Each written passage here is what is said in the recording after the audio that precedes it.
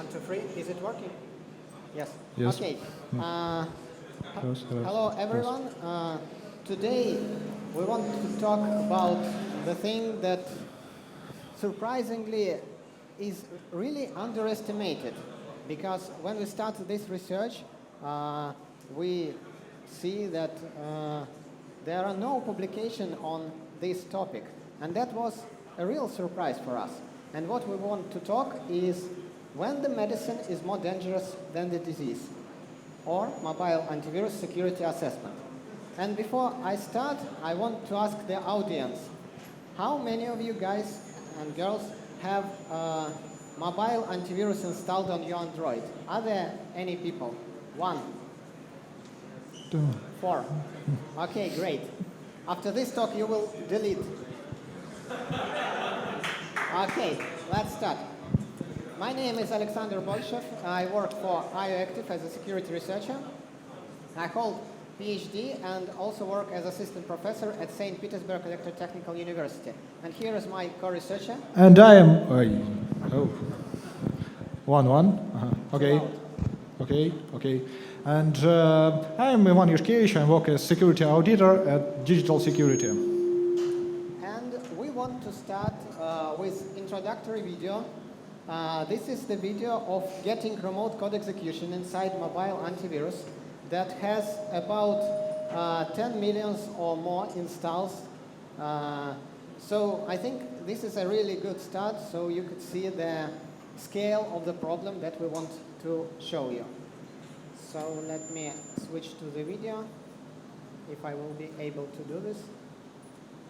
Oh no, PowerPoint, don't betray me. So,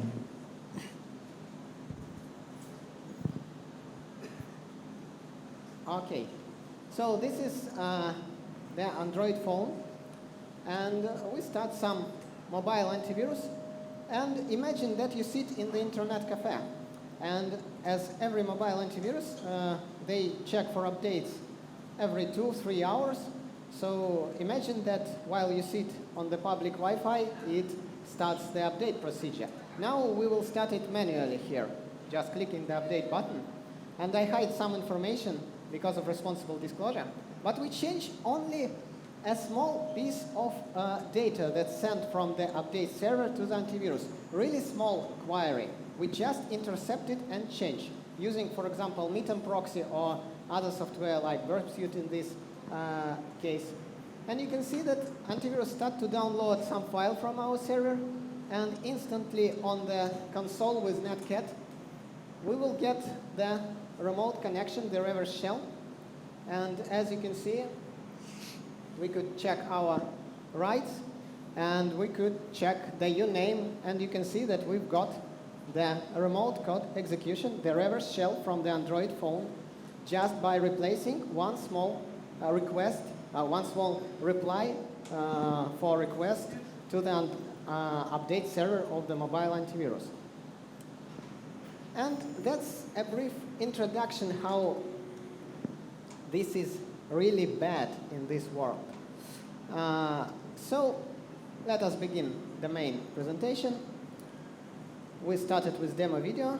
Now we will talk what it's all about, then talk about analysis approaches that we've used while researching the mobile antiviruses, talk about results and vulnerabilities in the categories of virus scanning, update mechanisms, privacy and user data, and other funny things, and finish with conclusions. So what is all about?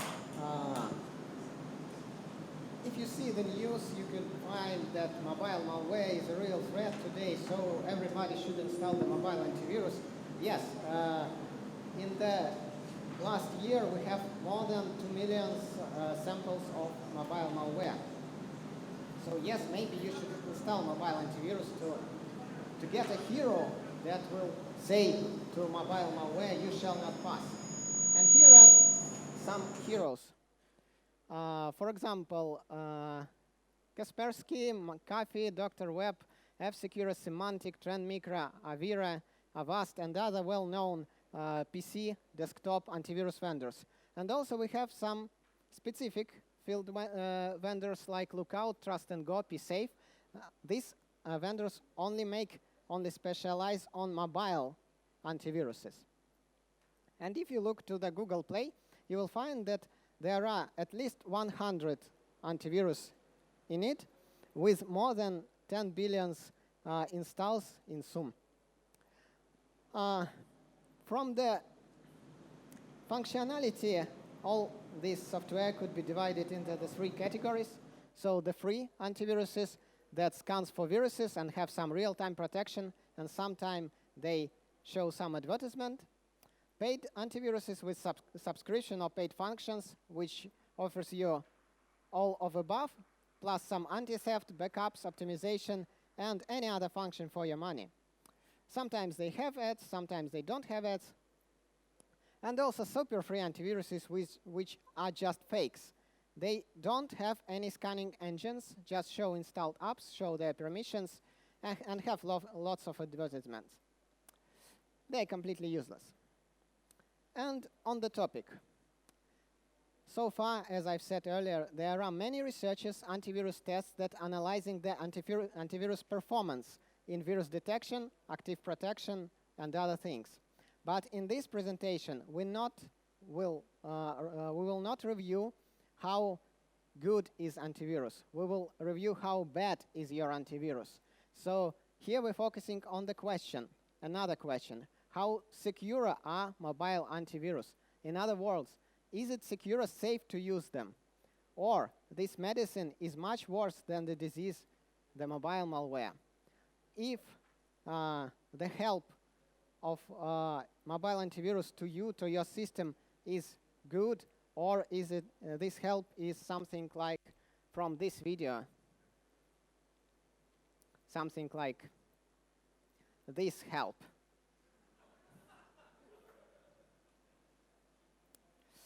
And disclaimer, this is just a very light review of the mobile antiviruses, and we've just pointed to very easy to exploit things. However, it also, as I think, makes this research more scary, because what we found is not just low-hanging fruits, it's watermelons that lie near your legs, so you just need to pick up them. And selected antiviruses. We chose Android, Google Play. We selected antiviruses with more than 100,000 installs, and selected a subset of 38 antiviruses. Here are them in this table, and start analysis.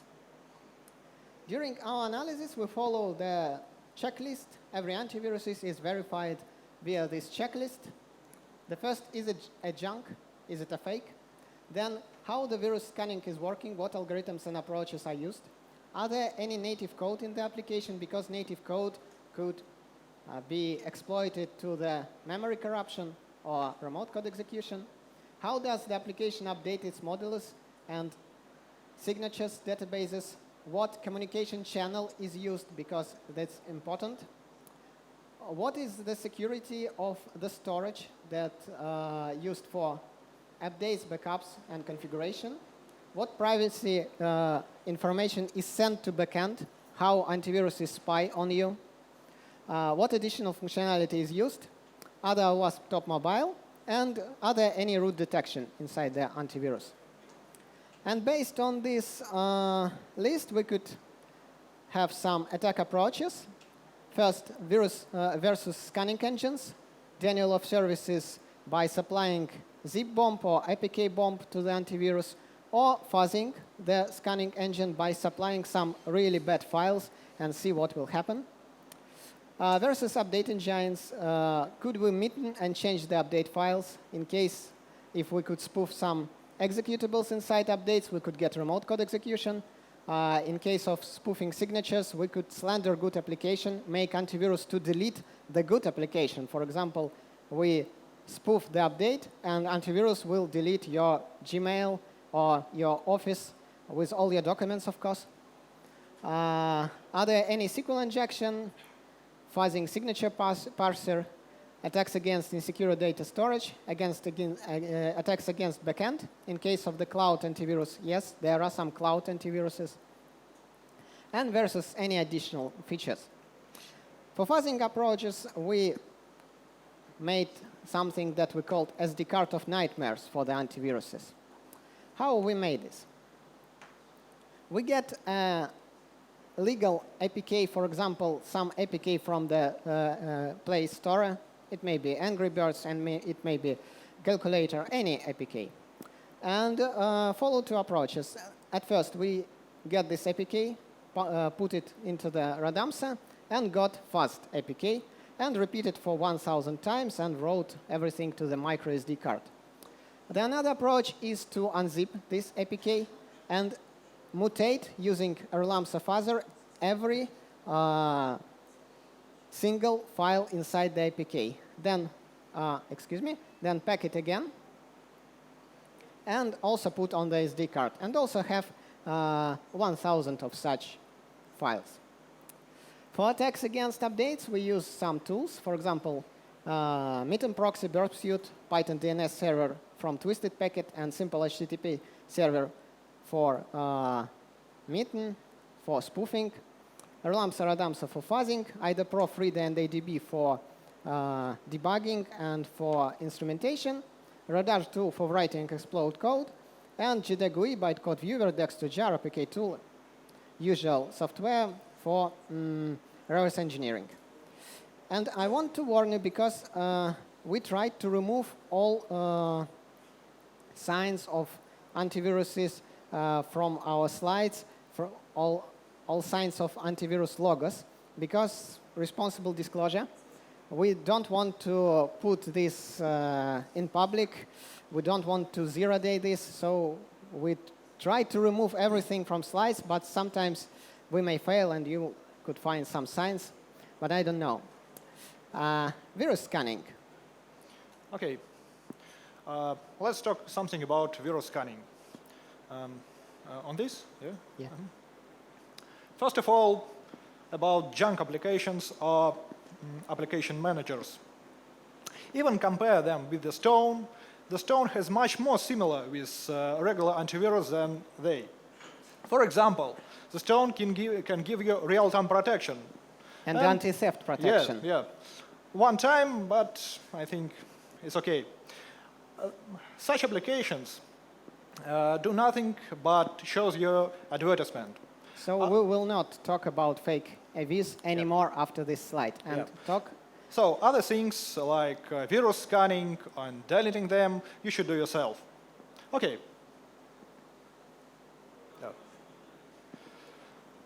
Let's talk about more normal antiviruses. How can they find malware on your device? How they scan installed applications? Do they make some real runtime scan? Do they search malware on your SD card and so on? How do they do it? Do they have some signatures, or maybe they use some heuristics? No. In most cases, application name is enough. On this slide, you can see the most typical antivirus database with signatures. Such signatures like application name, Alexander, no, okay, package name, application path, its name, and some crypto signature that's nothing in most cases but MD5 from the whole application, or maybe its name. Or some concatenation of these parameters, application name plus path plus type plus some signature. Yeah, but in most cases, even this is good. But when you sometimes try to see what signatures does application have, you may find that in its database there are only package name. So, for example, you may change only one letter in your malware name, or add some variables in its code to get new MD5 from it, and so you can bypass these ultimate engines, as you can see on this slide with TUI. Okay, let's talk about some statistics. First of all, nearly half of antiviruses are nothing just name scanners. About 8% are junk antiviruses and do nothing but show you advertisement. And nearly 37% of all attenders do something more than just scan application names. They even try to look inside application folder or try to scan SD card for some malicious files and so on. Okay. It's time for something real cool. And for the next slides, we will talk only about normal antiviruses. So this section, because these are really dumb applications for attacks against scanning, not against, of course, updates. And what we will show you is the demo, the zip APK bomb against the mobile antivirus. So this is, could you show you? Okay. Anybody see? Nobody see, but start the doctor. Okay. We select antivirus. For example, begin to scan our SD card. Okay, let's scan our SD card, for example, with special crafted zip. Okay, we press scan button. Okay, let's wait some time. And it will take for about from 2 to 5 minutes, so it's totally random, but you could see how the device will be rebooted, completely rebooted. And this only on this tablet, because my home smartphone just locks forever on this one, and you need to go to the bootloader to restore it. So I could not bring it here because we will show you how this will be rebooted. While I will talk about some results from nightmares. So here you can see that our SD card of nightmares worked perfectly. We have some memory corruptions. We have some denial of services in the native code, in the Java code, and I've summed up everything in this table. So as you can see, every antivirus with normal scanning, with normal approach, almost any of these antiviruses either have denial of services on nightmares in Java code or in denial of service in native code, or is vulnerable to the zip APK bomb. So every, as you can see, no antivirus with all minuses. And is it still working? No. Okay. Need a bit time. And let's talk a bit about signatures engine updates. When I start to look inside the engine updates and communication channels that I used, I was really shocked. Because as you can see, more than half use HTTP. And moreover, 26% uses just HTTP without any check except size of the file or size of the update. HTTP plus size of the update. And some use HTTP plus hash without any crypto signature. As for HTTPS, 21 uses just pure HTTPS without any pinning. And some use strange approach like HTTPS plus HTTP and HTTP plus other things. So if you sum up this, and this, you will see that half of the antiviruses is vulnerable to update spoofing. So do not sit in the internet cafe on public Wi-Fi with your antivirus enabled. And what could I say about SSL pinning? Guys, we are in 2016. Why there are no SSL pinning inside the mobile antivirus? So what could we do with this? We could, for example, spoof the executable, as I've said, which will lead to the ERS remote code execution that you have seen in the beginning video. We could spoof update, change signatures, and it will slander all legitimate application. So the legitimate application will be seen by antivirus as viruses, and it will delete them. You could tell me, phew, I will reinstall the application, but it also delete any data that belongs to this application. I repeated it, because, and this will delete all your data. That's good or not good? SQL injection attacks against advertisement engines, which sometimes have some JavaScript or Lua code, and fuzzing signature parser. And this task is really for the separate or next research, but I tried to fuzz some signatures and supply it to the signature parser, and it, of course, crashed. But we didn't dig in it more because I didn't see this on many antiviruses, so I think there should be another research on this topic.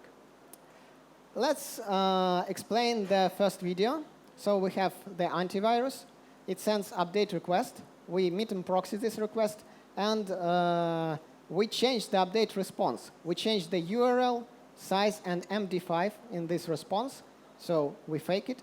And then antivirus goes to our evil server, download update with injected reverse shell, the libraries with injected code, with fake CRC, with faked hash chain of the libraries, and then we get the reverse shell.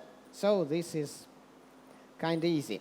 And you can see more than 10 million installs. Another good antivirus with also more than 10 million installs. The update mechanism inside this antivirus is just getting by HTTP an XML file which contains the links to the APK or links to the Google Play. Also, it contains the really good message that will be shown to the user. So imagine what I could do. I just change this to my malicious APK, and then change the message here to that will say enable untrusted installs to install the antivirus update. And I think this social engineering should work. And this is HTTP, so everybody could spoof it and change this. I don't know what they are thinking about. How is our patient? It's really a long demo. OK. The next. And here we have 50 million installs. The jar file with advanced heuristics inside the update. So you easily replace these classes dex with your code and get the Java code execution inside this antivirus. But wait, developers said that they have a defense. And this is really novice, new technology in defensing. They just update with zip file with password. No crypto signatures, no hashes, just zip file with password. Of course, we've brute this password in less than 1 minute because we are too lazy to reverse engineer much Java code. And I think such developers is like this kitten. They really think that they will save the planet. Another example. Some nice antivirus with more than 1 million installs uses Kaspersky engine. It's not a Kaspersky antivirus. They just use their engine. Updates contain some dynamic libraries, no singing, HTTP. And I was thinking that, OK, I will get RCE on this antivirus too. But no, updates are never used at all. It downloads, check hash, put in the correct folder, but never call it. You could use ADB and delete this file, and it will continue scanning. It will continue to work. So updates never used. But in our case, no update usage, no remote code execution profit. They protected from such attacks. Another case, advertisement engine in the antivirus that have more than 10 billion installs. And it supplies Lua scripts as advertisement engines that executes on the antivirus and show some nasty adverts, some funny adverts, some cool adverts. Of course, no signing for the scripts. So in this case, you can get the real remote code execution, but you can do some social engineering, activating, deactivating some functions of the antivirus, steal the data. How many minutes? 8. 8, huh. OK. Could you click on something? I think let's do some action, because I think I can stay here for about a year. It's unstable. Sometimes it works, sometimes... OK, let's, I think... Is it work? Yeah, still work. Demo always fail. No. Wait a minute. OK. Another. So another case. If you have an antivirus that have updating signature over HTTP or HTTPS, and you could spoof this signature, then you can set that all of this change the signature, and the good application will be slandered. So as you can see here, we have 9 detects However, this is appeared only after we have changed the signatures, and this detected apps is just Gmail, Google Play, and antivirus itself. And of course, antivirus will remove all this data. Okay, I have another demo video, and the live demo, I think, will not work. But I will. Maybe we just put it because I'm really tired of holding it. I take it. Okay. But it's hot, so it starts to hot. Okay. Okay. Play. Okay. Let's scan our application with some antivirus and see how many malware installed in it. As you can see, ticky, tack. And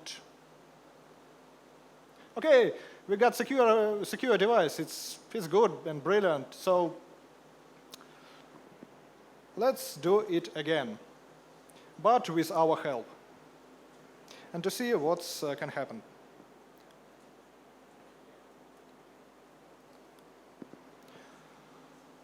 So we try to scan again and try to intercept all requests that are made from application to server.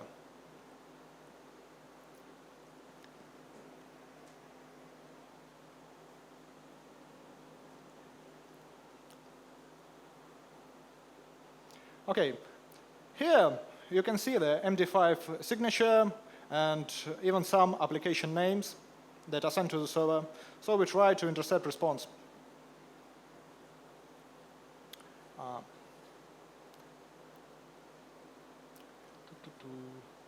So, as you can see, several responses all seems to be fine. And that's because we try, for example, do something else. For example, to intercept the next request. Okay, here is again signatures, and we intercept response. Names, again names. Okay, let's change some values and to see what can happen. Okay, as you can see, for example, this one, and this one. Just change one digit. Yeah. 0 to 1. Like in white plus.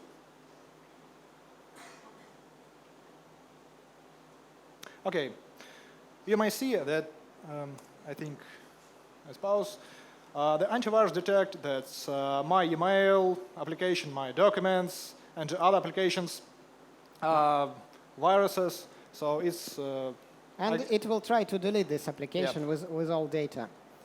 So yes, and this is how it could work. Okay. Yes. Other funny stuff. If you even try to scan application names, you can do it wrong. It's hard, but you can try. One application tried to do its best. So it's tried to scan all files on my SD card, put them in its database, but it doesn't synthesize anything. Even signatures that comes to it from the server using HTTP. So you can just rename your rename some file on your SD card, like 1 = 1, and to bypass engine, or just make new signatures that all installed applications on the phone becomes viruses. So the name of the signature will be 1, 2, 3, or 1 = 1, and then every request, every query to the database with signatures will return true. So every application will be interpreted by antivirus as the virus application. So magic. Magic, yes. Okay, let's talk some about privacy and data. Most of the antiviruses, it's pretty obvious, collect some data, like device info. For example, for developers, which would like to see on on what devices their application is installed. Some antiviruses collect Wi-Fi info, for example, access point name, MAC address, and so on. Sometimes they send application list, but several applications send also email and IMSI through HTTP. I really don't know why do they need these things. And after that, they also try to send my contact data to their remote server using HTTP. It's just something, it's madness, I think. Okay, let's see some other interesting privacy story. One application, when you press button to backup your data, backups all contact data with no encryption on SD card. I think it was done to help other applications that have no permissions to read this file. Yeah. This is really good because, for example, when I lost my phone, I lose also this backup too. So it's like a keychain. This is a little tool that helps you to lose all your keys at once. Okay, but things maybe got worse. For example, some application can try to backup all your contact data and privacy to their FTP server. The connection strings to access such servers can be easily obtained through from the APK file. By reverse engineering it. Yeah. So we just use all the same connection strings through all antiviruses. So all data of the users goes to the only one FTP server. Secure FTP. Yes, no one knows passwords except I think this one guy. Of course, it also photos you. Yeah. Yeah. So everyone for privacy reasons. So everyone can access the server, grab this data, and even your photos. That are acquired by antivirus that have permission to access your camera, of course. That's normal. Welcome to the new age. Other funny story from the Google Play comments about this tech support of these guys. So if your device, if their application not working, they try to access your device, even this is Android phone or something else, and help you to manage these problems. So the support engineer asked, can I remotely access your PC now and get your issue resolved? Okay, I will. So what minutes. could you see about privacy of these things? And other funny things, the root detection. I think we got the point. It no longer work? Yeah. Yeah. So that's how it started. Yeah, 16 minutes. 16 minutes. But it will continue. So such antivirus start the scanning of the file in the background. Imagine that you've downloaded this file from internet, the scanning start, and it will continue because service is running. At some point, your phone will completely locked. It's really hot now. I think it crashed because progress bar is stopped and just wait. Let us wait. But I think it's crashed. Okay, root detection. Only 5% of the antiviruses detect root, 5%. And they use detection by strings, by path, not by special. They just, org STB tools game hack installed. This device is root. Or the system bin xsu exists. This device is rooted. What is the detection of the root? I don't know. Another cool antivirus. These guys think that writing exploits is very hard.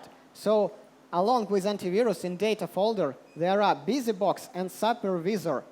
So it's for the convenience of exploit writers. And of course, we found some memory corruption during fuzzing in this antivirus. So yes, this is really convenient. And the final point. When control over signatures and contacts or even remote code execution is not enough, okay. Find RCE. We got it.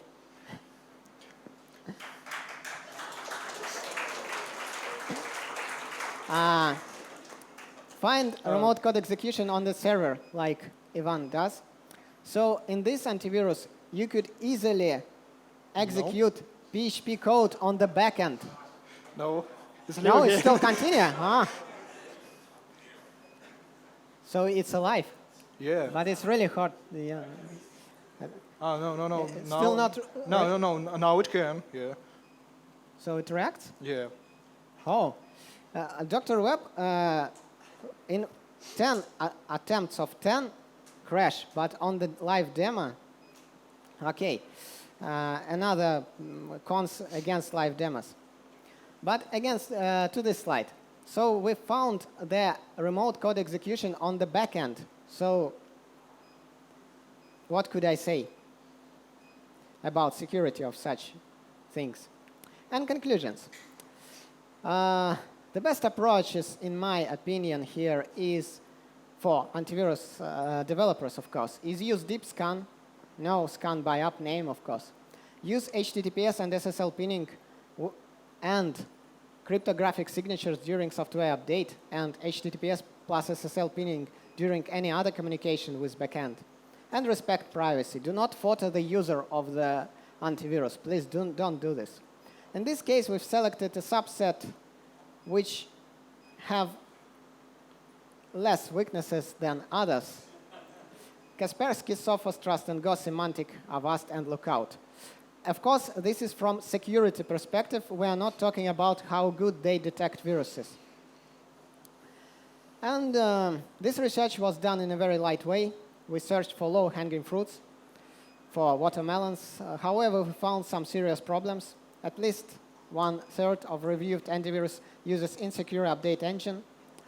At least half of the antivirus are exposed to the denial of service or even worse, like memory corruption, buffer overflow attacks.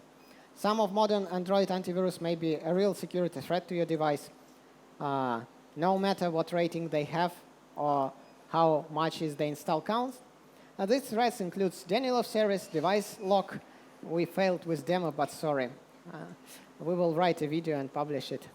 Slender illegal application, a leak of private data, or even remote code execution on your device. And remember that mobile antivirus usually requires as much permission as possible. So this is the second application on your device with all permissions after the root, after the admin. So choose your mobile antivirus carefully or find another way to secure your device. That's all. Thank you very much. Any questions?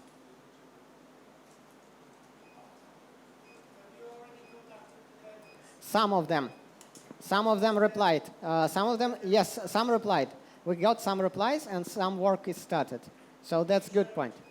Excuse me? Can you share the replies? No. No. But for this thing, unfortunately, we get no replies on this thing and this thing, so I don't know. So, any other question?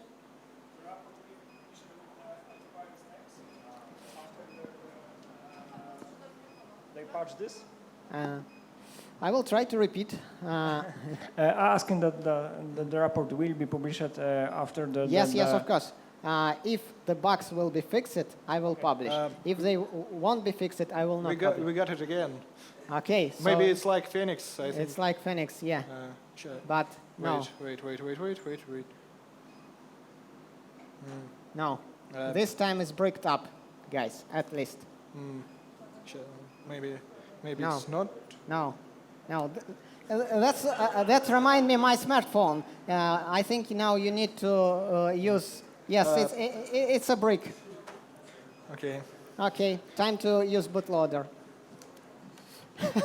I'm sorry. I'm sorry, my friend. Okay, any other questions? Yes.